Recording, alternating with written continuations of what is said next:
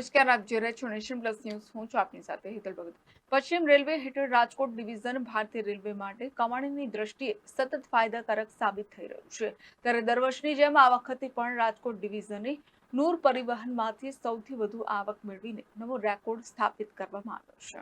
રાજકોટ ડિવિઝનની કુલ આવકમાં 11.28% જેટલો તોતિંગ વધારો થયો છે, જેને લઈને ડીઆરએમ દ્વારા તમામ અધિકારીઓ અને કર્મચારીઓને તેની નિષ્ઠાપૂર્વકની કામગીરી બદલ અભિનંદન આપ્યા છે. Rajkot divisional railway manager Ashwini કુમારે આ અંગે જણાવ્યું હતું કે રાજકોટ ડિવિઝને વર્ષ 2023-24 દરમિયાન દરેક ક્ષેત્રમાં શ્રેષ્ઠ દેખાવ કર્યો છે. વર્ષમાં 2276.44 કરોડની નોંધપાત્ર વાર્ષિક આવક મેળવી છે. Dhaval Gondal, Nation Plus News, Rajkot.